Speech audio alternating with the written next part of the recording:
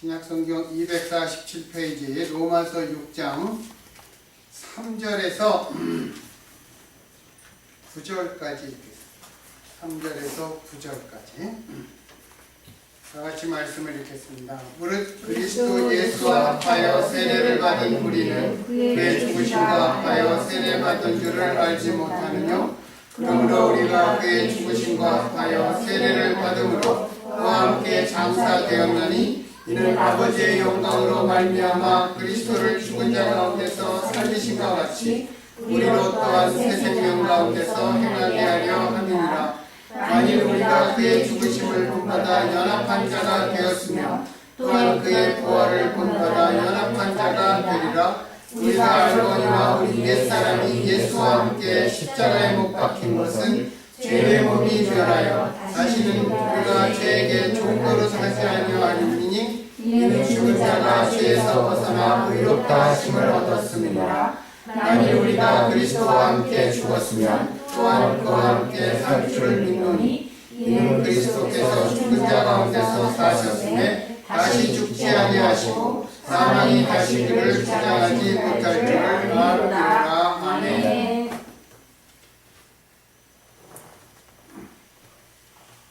우리는 부활을 참으로 굳게 믿으면서 삽니까? 별로 생각 안 하고 살죠. 그리고 부활이 무엇을 뜻하는지 생각도 좀 해봅니까? 별로 안 하고 삽니다.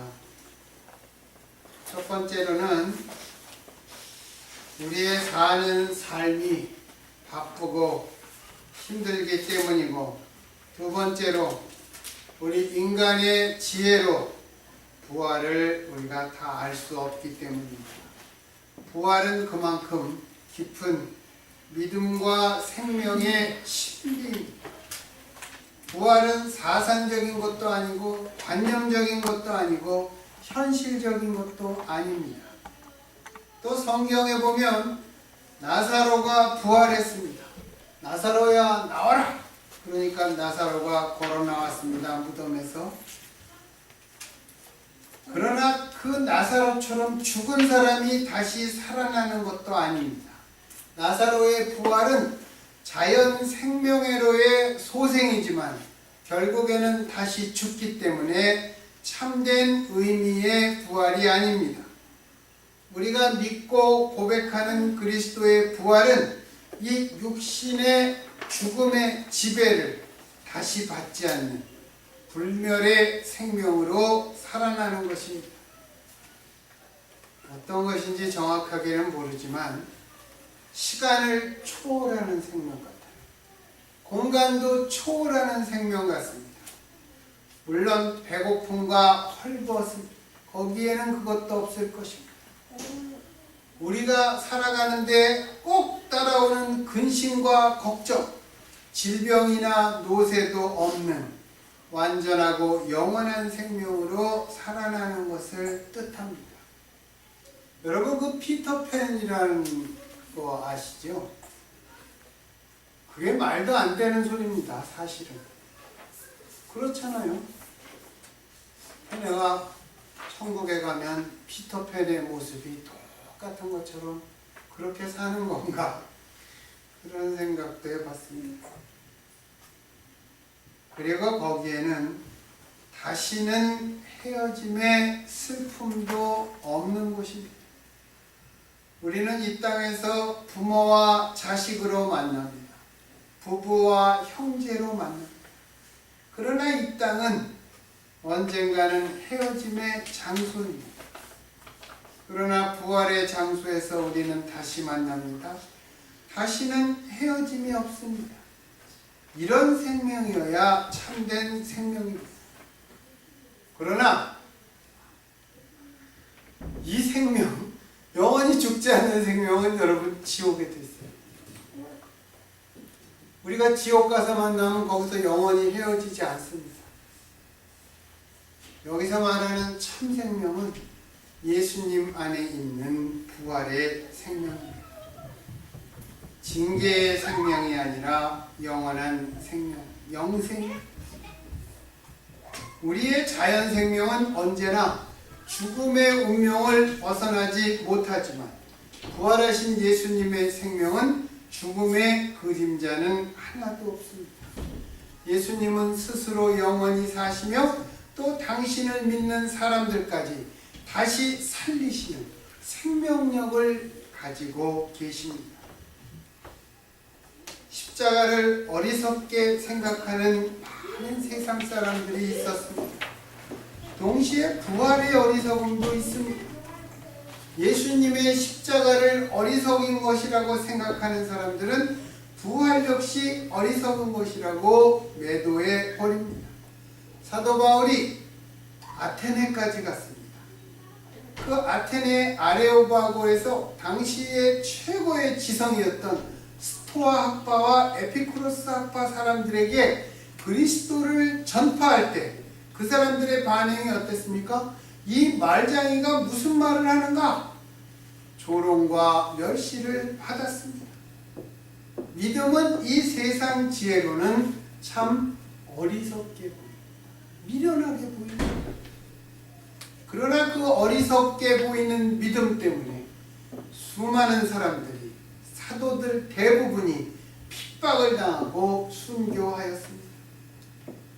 그러나 그들도 육신의 생명, 그것이 가치 없는 것으로 본 것은 아닙니다. 그 누구라도 자기의 목숨이 소중하지 않겠습니까? 그러나 그들은 참 생명은 현세적인 생명이 아니라 죽음이 다시 없는 부활한 영원한 생명이라는 것을 굳게 믿었습니다. 그리고 우리가 지금 살아가고 있는 이 현실의 삶도 그 영원한 생명이 있기에 비로소 가치가 있다는 것을 알았습니다.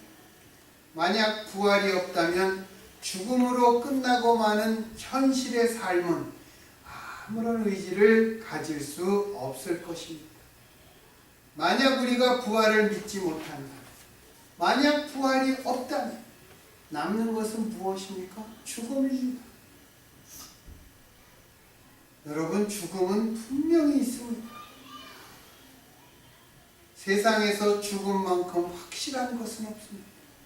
인간뿐만이 아니라 이 지구상에 거하는 모든 생명체는 반드시 죽습니다. 만약 부활이 없고 죽음만이 있다면, 그리고 이 죽음이 인생의 마지막 결론이라면 우리 인생의 의미와 가치는 무엇이 남겠습니까? 물론 그 안에서 작은 의미가 있겠습니다. 오직 그러나 허무와 허탈, 그것은 훨씬 더 커다란 그림자를 우리들에게 줄 것입니다.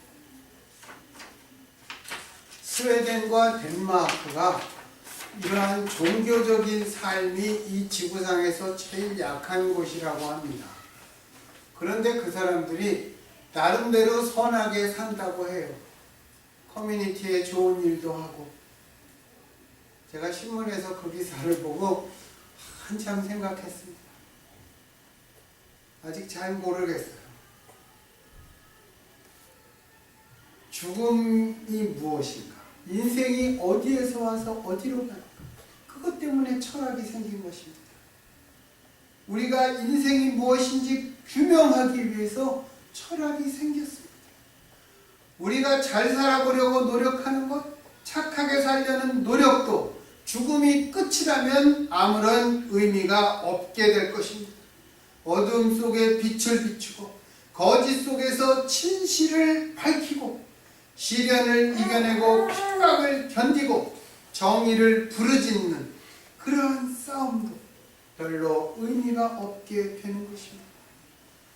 우리가 죽기 위해 산다면, 그래서 죽음이 우리의 마지막 답이라면 우리 삶의 많은 것들은 무의미하게 되고 모순과 부조리를 겪게 될 것입니다. 만약 죽음이 끝이라면 그때 하나님이 있다고 해도 그 하나님은 단지 잔인한 하나님, 인간을 희롱하는 하나님밖에 되지 않습니다. 물론 부활은 믿음의 문제입니다. 과학이나 수학으로 증명할 수 있는 것이 아닙니다. 우리가 부활을 믿는다는 것은 무엇입니까? 하나님께서 우리를 반드시 다시 살려주신다는 것입니다. 우리가 하나님 나라에서 영원한 생명을 가지고 산다는 것입니다. 나아가서 우리가 여기서 힘쓰는 여러 가지 노력, 진리와 선과 정의를 위한 모든 것이 헛되지 않는다는 것입니다. 예수님께서 부활하신 것처럼 우리도 영원한 생명으로 부활하고 우리의 모든 수고와 노력이 주께 인정을 받는다는 것입니다. 예수님이 돌아오셔서 주인이 종들에게 뭐라고 얘기했습니까? 착하고 충성된 종아, 그렇게 불렀습니다. 우리가 이 땅에서 예수님을 볼 수 없지만 우리가 살아가는 그러한 목적, 그거는 나중에 예수님 앞에 가서 우리가 예수님의 인정을 받기 위한 것입니다. 그래서 수많은 사람들이 순교했습니다. 베드로 사도가 로마에 핍박이 나니까 로마 바깥으로 도망치다가 예수님이 베드로야 어디 가느냐? 그렇게 물으시면서 예수님이 로마로 들어가는 그러한 모습을 보고, 물론 환상이겠죠, 다시 로마로 들어가서 예수님이 그랬답니다. 네가 버린 십자가 내가 지러 들어갔다. 그래서 다시 베드로가 몸을 돌려 로마에 가서 순교했습니다. 베드로가 십자가에 거꾸로 매달렸습니다. 여러분, 거꾸로 매달리면 그 고통이 얼마나 큰지 모릅니다. 베드로의 형제 안드레는 나는 주님처럼 똑바로 매달릴 자격이 없습니다. 나를 45도 각도로 매달아 주십시오. 그래서 안드레의 십자가는 이렇게 45도 기울어졌답니다. 그러면 몸이 이렇게 달리면 모든 이 몸의 하중이 이쪽 못 박힌 데 걸리는 것입니다. 얼마나 힘들었겠어요. 베드로는 나는 예수님처럼 똑바로 달릴 자격이 없습니다. 거꾸로 매달려 주십시오. 여러분, 발의 힘이 손의 힘보다 적어도 3배가 강하다고. 베드로는 죽어가면서 자기 육체의 하중을 오직 이 2손으로 바쳤던 것입니다. 왜 그들이 그러한 고통스러운 죽음도 마다 않고 주님을 따라 순교했을까요? 예수님의 평가와 예수님의 인정이 있었기 때문입니다. 그것이 바로 우리가 가지고 있는 우리 삶의 결과이며 의미와 가치가 되는 것입니다. 왜 우리가 서로 사랑합니까? 왜 우리가 서로 진리를 추구하고 의로움을 우리가 서로 나누고 우리 사이에 선을 행해야 되는 것입니까? 예수님 때문에 우리는 이미 영원한 생명을 받았습니다. 영원한 생명을 받은 자가 예수님의 기쁨을 위해서 그렇게 살아가야 하기 때문입니다. 성경에 보면 예수님을 만난 사람들, 그 중에서도 특별히 부활한 예수님을 만난 사람들은 모두 새 사람으로 변했습니다. 그들은 더 이상 과거에 무지하고 비겁한 사람들이 아니었습니다. 그 변화 중에 첫 번째는 그들이 예수님을 새롭게 인식한 것입니다. 예수님이 누구신가를 확실하게 알았습니다. 3년 동안 예수님을 따라다니면서 가지고 있었던 위대한 예언자 또는 하나님의 아들 그리스도, 그 생각 갖고는 있었지만 그 인식은 다분히 정치적인 것이었습니다. 그래서 예수님께서 선포한 하나님 나라도 그들은 정치적 개념으로 인식하였습니다. 그 나라가 임하면 각기 자기가 좌의정, 우의정 그 한 자리를 하고 싶었던 것입니다. 로마는 식민지를 평화롭게 다스리기 위해서 식민지의 종교에는 관용을 베풀었습니다. 그러나 식민지에서 어떤 사람이 정치적으로 로마한테 대항할 때는 가차없이 도륙을 하였습니다. 그러니까 유대인들은 순수한 그리스도 개념을 그 정치적인 개념으로 바꿔서 예수님께 적용했고, 정치적 메시아의 이름으로 본디오 빌라도에게 예수님을 고발했던 것입니다. 그러니까 정치적인 반란은 용납하지 없는 로마가 예수님을 십자가에 가차없이 못 박았던 것입니다. 그러나 제자들은 부활한 예수님을 만남으로써 이런 잘못된 인식, 그것을 모두 바로잡았습니다. 그리고 그들은 메시아는 반드시 고난을 당해야 한다는 것을 깨달았습니다. 하늘의 밀알이 땅에 부러져 죽고 썩음으로써 많은 열매를 맺듯이 죽음과 멸망으로 끝날 이 세상에 불멸의 새로운 생명을 탄생시키기 위해서 구세주이신 예수님께서 죽어야 함을 비로소 알았던 것입니다. 여러분, 3000년 전에 미랄을 발굴했어요. 거기에서 정말 보존이 잘 된 미랄들을 건졌어요. 얼마나 처리가 잘 됐냐면 3000년이나 됐는데 그 미랄들이 잘 보존이 됐습니다. 그것을 땅에 뿌려봤습니다. 싹이 나지 않았습니다. 안에 생명이 없었기 때문입니다. 예수님이 하늘의 미랄로, 여러분 씨를 이렇게 밭에다가 심어보세요. 거기 씨 안에 하나에 씨눈이 있고 씨방이 있습니다. 그 씨눈에서 싹이 이렇게 뻗어서 나오는 거고, 씨방은 그 싹이 뻗어서 나오는 영양분이 되는 것입니다. 이것은 달걀도 마찬가지입니다. 달걀도 마찬가지.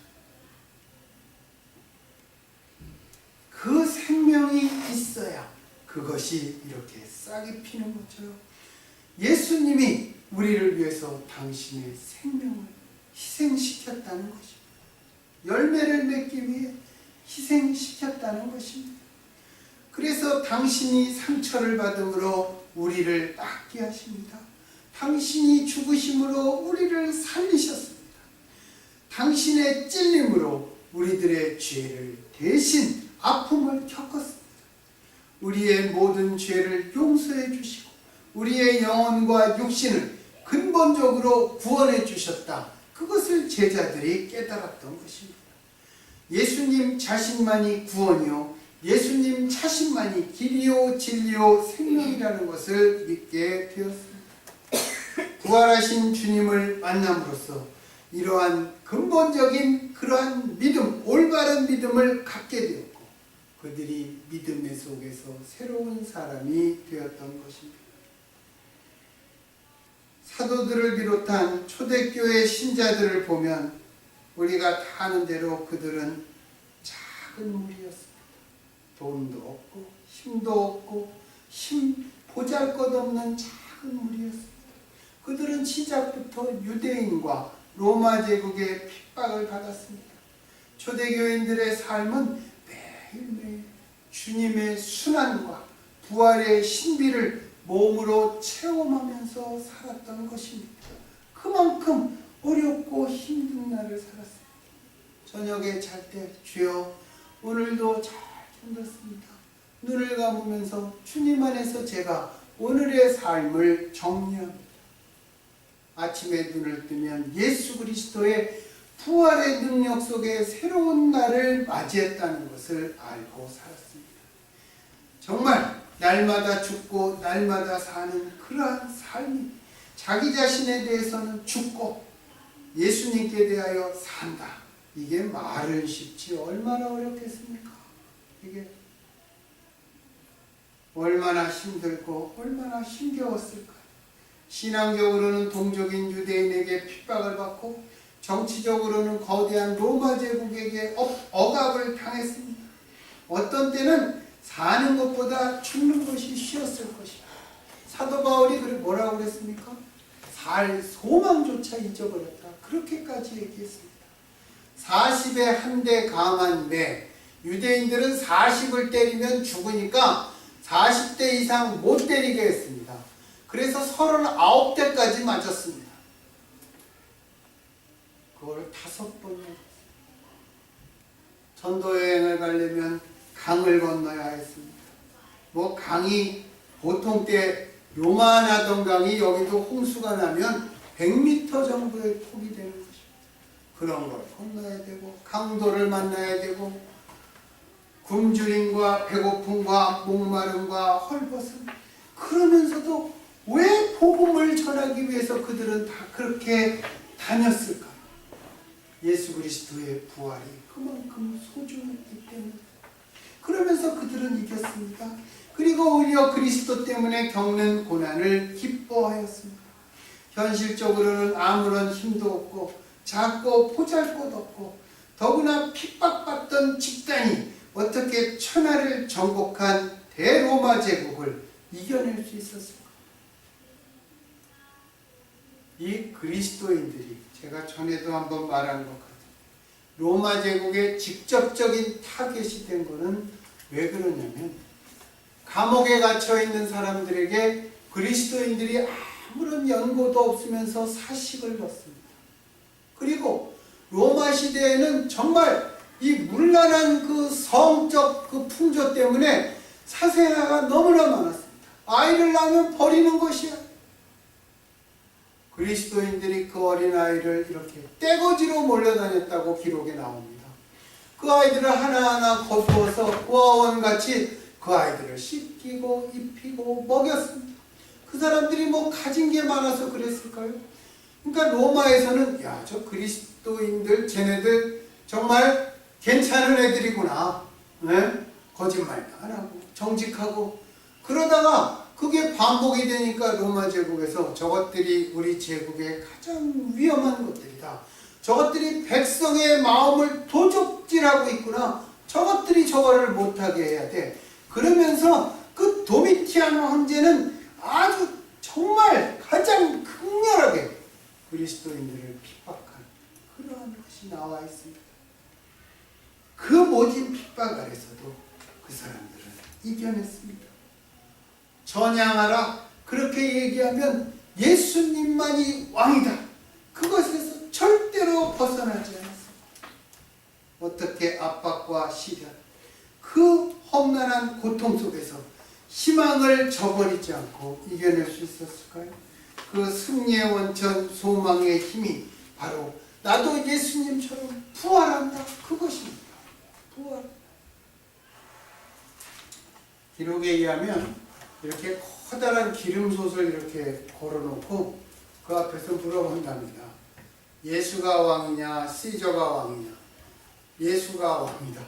그러면 기름솥에 이렇게 집어넣습니다. 그래서 30명을 기름솥에다가 이렇게 집어넣는데 29번째까지는 쥐어 그러고 죽었다. 그런데 맨 마지막 한 사람이 남았어요. 이 사람이 아무도 없잖아요. 보는 사람이 이제. 그러니까 거기 서서 머뭇거렸다고 합니다. 그랬더니 그 사람을 이렇게 붙잡고 있던 로마 병정이 자기가 기름솥에 팍 빠져서 죽었어요. 로마 병정이 그랬답니다. 사람이 하나씩 기름솥에 빠질 때마다 천사가 와서 그 사람을 이렇게 하나씩 데려가는데 마지막 30번째 천사가 왔는데 이 사람이 안 들어가니까 내가 천사 품에 안겨서 내가 하늘 가야 된다. 그러면서 빠졌다. 짧은 시간이지만 정말 부활의 그 소망 그거 하나 믿음으로 우리가 새 사람이 되는 것입니다.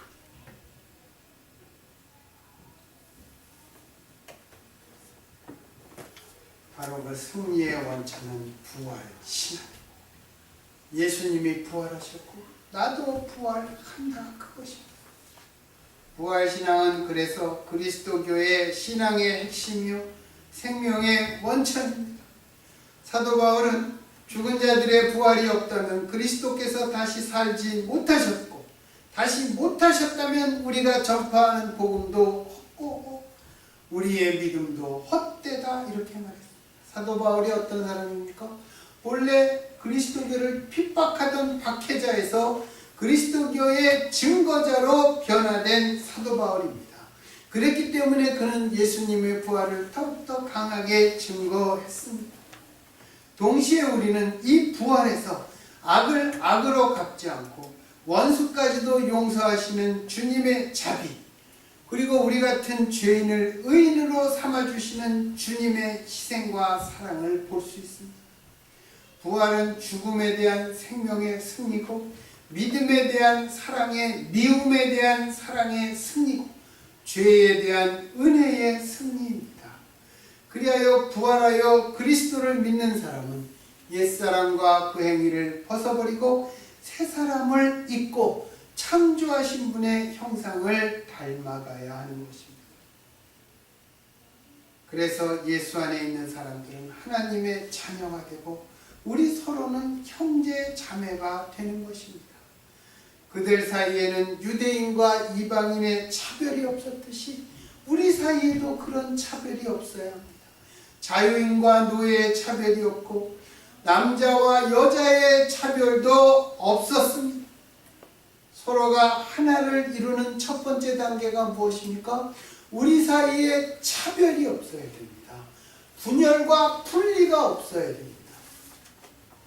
그 정치가들 보면 안타까운 게 스스로 저쪽과 나 자신을 차별합니다. 서로 분리하고 분열을 거듭합니다. 계파 간에 쪼개지고 그래서 정말 하나가 되지 못하는 것입니다. 한국이 남한과 북한으로 갈렸습니다. 북한의 그 주석과 남한의 대통령이 아무리 만나면 뭐합니까?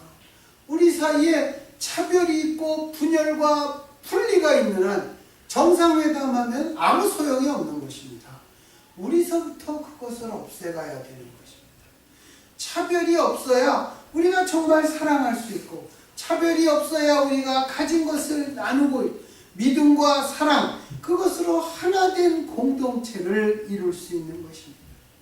모든 교회가 부러워하고 모든 교회의 모델이 되는 초대교회가 이룩한 것이 바로 이 모습입니다. 초대교회의 모습을 보면 정말 그들이 신령과 친정으로 예배를 드렸습니다. 그들이 함께 기도하고 말씀을 들었습니다. 교회 안에서 가르침이 있었고 배움이 있었습니다. 그리고 그들은 작고 힘이 없었지만 구제했습니다. 그리고 예수 안에서 하나된 교제를 함으로 그들은 한 공동체를 이루어갈 수 있었습니다. 물론 공통분모는 예수 그리스도 딱 하나 그거였습니다. 예수님 딱 한 분이 공통분모였습니다. 오늘날 우리 사회는 어두움이 많이 크게 보입니다. 뉴스 같은 것을 보면 막 어린아이들이 왕따시키고 뭐 자기 말 안 듣느라고 막 때려 죽이고 막 그런 것들을 보게 돼요. 그런 것들을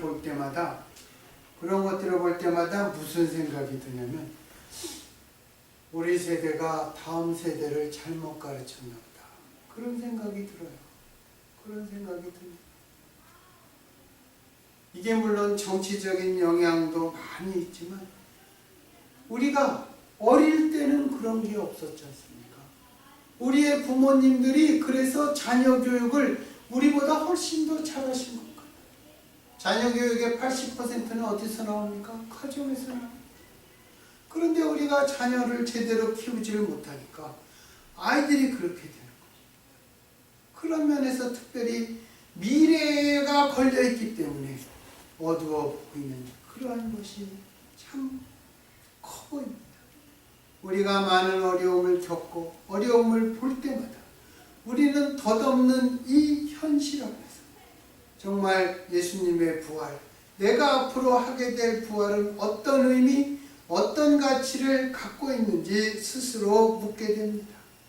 우리가 이 현실 속에서만 그 직접적인 답을 찾으려 하면 제자들이 빈 무덤밖에 보지 못한 것처럼 우리도 아무것도 얻지 못할 것입니다. 우리가 부활을 이해하고 그 기쁨을 맛보기 위해서 우리도 주님의 순환에 동참해야 하는 것입니다. 여기 예수님의 순환에 동참한다. 우리도 같이 못 박힌다. 그런 말이 아닙니다. 주님의 순환에 동참하는 것은 우리의 본성을 거스르는 것입니다.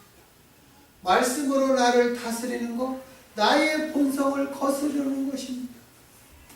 남을 희생적으로 사랑하는 것, 나를 거스르는 것입니다. 우리는 모두 약한 인간이라서 이 일상적으로 겪는 어려움도 받아들이기 힘듭니다. 거기다가 가정의 우환이나 병고가 겹치면 우리는 그것을 주님의 뜻으로 알고 받아들이기보다는 하나님을 쉽게 원망합니다. 또한 사랑은 좋은 것이지만 이웃을 참으로 사랑하기는 어렵습니다. 그 이웃 중에는 나에게 상처를 준 사람, 나를 아프게 한 사람, 나를 아직도 무시하는 사람, 나를 미워하는 사람, 그런 사람을 용서하기는 참으로 어렵습니다. 또 내가 가진 것을 나누기도 쉽지 않습니다. 내가 땀 흘려 모은 것을 무엇 때문에 나누어 주어야 하는가? 이웃의 가난이 내 탓인가? 그런 아까운 생각이 들기도 하기 때문입니다. 그런 것을 볼 때 공정하지도 않고 공평하지도 않은 것을 주님은 나한테 요구하십니다. 그래서 그것이 나에게 아픔이 되고 나에게 걸림돌이 될 수 있습니다. 그러나 우리가 그런 어려움과 그러한 귀찮음, 그러한 힘듦도 모두 믿음으로 받아들인다면 그때 우리가 십자가에 못 박힌 예수님을 우리가 좀 더 알게 될 것입니다. 예수님이 십자가에 누구 때문에 못 박혔습니까? 그 자리가 누구의 자리여야 마땅합니까? 예수님이 누구 때문에 아프고 누구 때문에 예수님이 좌절했습니까? 바로 나 때문에 그랬습니다. 내가 예수를 믿고 예수 안에서 새 생명을 얻었다면, 그리고 앞으로 영원한 생명을 향해 나아간다면 우리도 예수님을 따라가야 되지 않겠습니까? 바로 그 시간 우리가 부활이 바로 우리 앞에 문을 열고 기다리고 있는 것을 보게 되는 것입니다. 여러분, 달리기 할 때 선수들이 시선은 항상 결승점에 고정되어 있습니다. 축구를 하건 농구를 하건 슛을 쏠 때는 항상 그 골대를 바라보게 되어 있는 것입니다. 옆이나 뒤를 바라보고 던지면 절대로 들어가지 않습니다. 옆이나 뒤를 바라보고 달리면 그냥 그 자리에서 넘어지는 것입니다. 우리도 앞을 바라봐야 되지 않겠습니까? 앞 중에서도 영원한 생명이 실제적으로 이루어진 예수 그리스도와 나의 손이 딱 만난 그 순간 우리는 이미 부활을 갖고 있습니다. 그렇기 때문에 우리는 부활을 살아야 되는 것이고 영생을 살아야 되는 것입니다. 그런 삶과 연결된 삶을 살았기 때문에 우리도 부활에 대해서 정말 가끔 생각해 봐야 되지 않겠습니까? 아침에 눈을 뜰 때 내가 오늘 부활했다, 그 생각을 가지고 눈을 떠야 되지 않겠습니까? 우리가 부활의 어리석음, 그렇게 이야기하는 사람들이 많이 있습니다. 부활을 우리가 마음속에 담고 있으면서도 부활에 대한 생각을 안 하고 살아가는 것이, 마치 그리스도인들은 모두 성경을 갖고 있지만 성경을 실질적으로 읽는 사람은 너무나 작은 것과 똑같은 원리입니다. 여러분, 이 부활을 마음속에 담고 아침에 일어날 때, 눈 뜰 때 예수 안에서의 새로운 부활, 새로운 날을 생각하는 우리 모두가 되기를 예수님 이름으로 축원합니다. 기도하겠습니다.